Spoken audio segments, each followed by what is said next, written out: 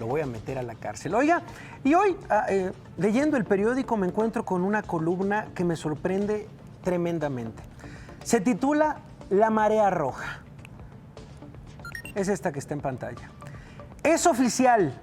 La violencia homicida ha regresado a los niveles registrados en los meses finales de la administración Calderón.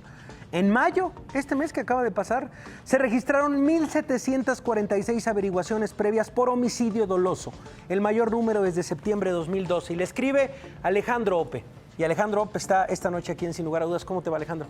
Gracias, de verdad. De verdad, cuando estaba hojeando hoy por la mañana el periódico, me quedé impresionado. Lo habías adelantado un poco en Twitter. Habías hecho un gesto, pero cuéntanos justamente esto. La cifra es de 1,746 averiguaciones previas. ¿Cuántas había en septiembre de 2012? En septiembre había algo menos de 1,800. 1,800. Estamos en ese rango ya. Ya estamos en los rangos de la fase final de la administración Calderón. Y vamos a poner el número de víctimas. Fueron 1,891 víctimas. Y eso sigue siendo una subestimación. Ya estamos, de nuevo, estamos muy probablemente en la cuenta de INEGI por encima de las 2,000 víctimas por mes. 2,000 víctimas por mes. Por ahí. Y eso ya nos pone en una situación muy similar a donde estábamos 2012, ligeramente abajo de donde estábamos 2011. Yo ponía por ahí mover a México, pero regresando al mismo lugar. Así es.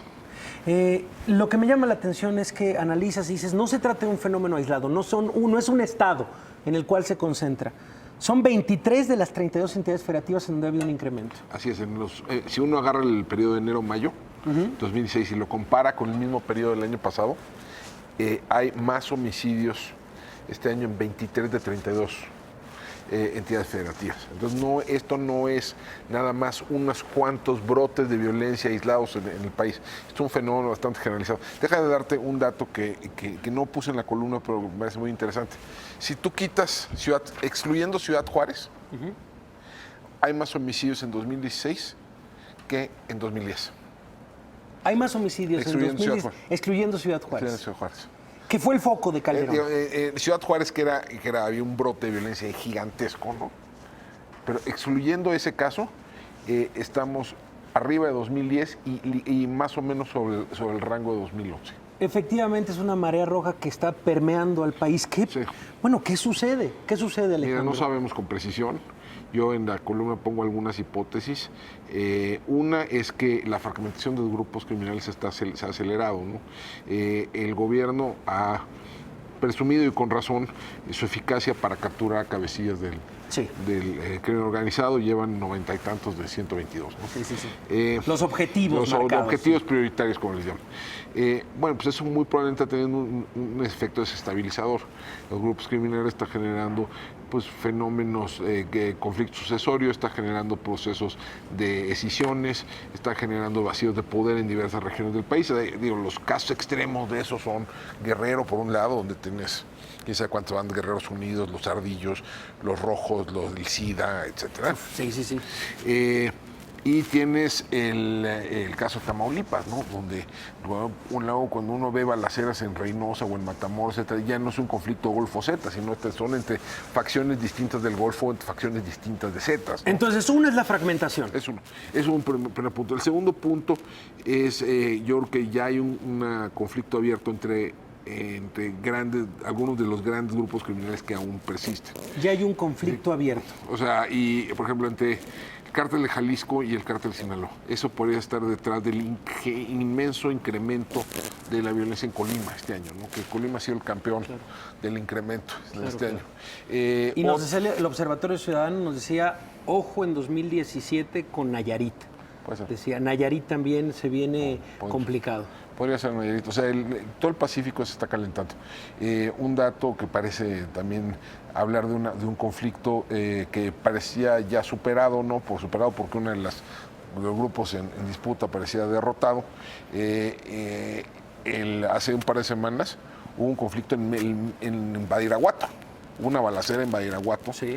donde, Sí, o sea, sí. en el pueblo del Chapo Guzmán. Ahí, Allí en la donde hacienda. tuvieron que sacar a la mamá del Chapo Guzmán, de Sí. la gente del Claro, del Chapo. sí. Eso aparentemente, lo que está detrás de eso es un conflicto entre el cártel de Sinaloa, digamos, la facción del Chapo Guzmán, y el grupo, lo que queda del grupo de los Beltrán Leiva. Y ya sin ningún respeto, Pues ahí se fueron a meter hasta La Tuna, ¿no? Que es de donde es el Chapo que Guzmán. eran impresionantes las imágenes de los diarios, ¿no? Las tomas aéreas de estas haciendas familiares. Y pones un punto interesante, que es la política de consolidación del gobierno federal fracasó. ¿A qué le llamas a esta Mira, política? déjame de ponerlo todo consolidación? así. Ha habido múltiples intervenciones federales en diversos estados, ¿no? En una primera fase, cuando arrojas recursos, arrojas personal, arrojas tropa a una región, sí, en efecto, puede haber una disminución.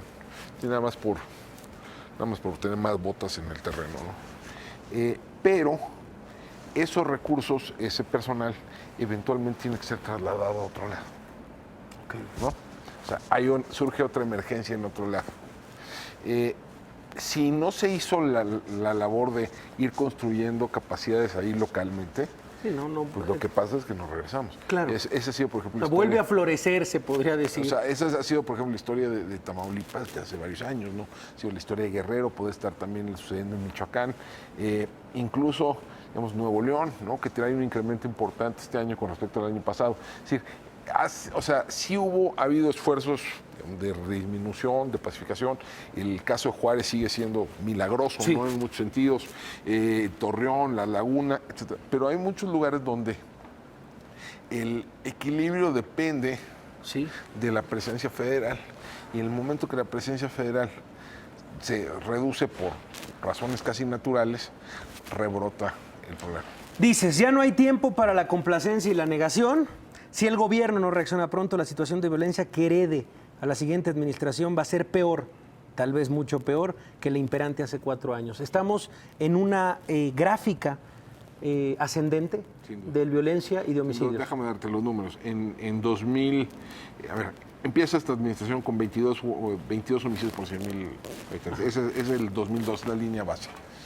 Disminuye a 19 en 2013, disminuye a 16.6 en 2014, ok.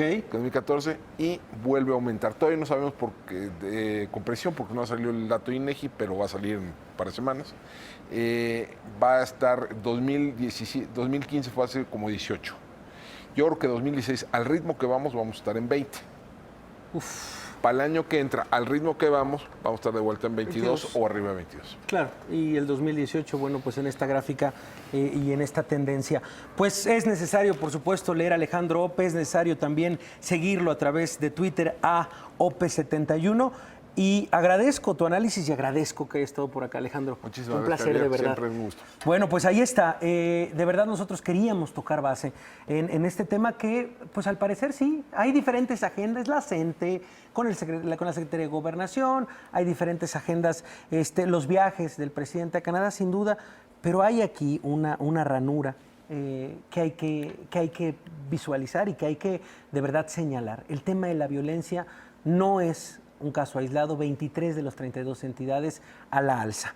Nosotros vamos a ir a un corte, pero regresamos con el tema de, ahora sí, Peña Nieto en Canadá, pero también vamos a hablar de los libros del presidente Enrique Peña Nieto. Ayer en una columna política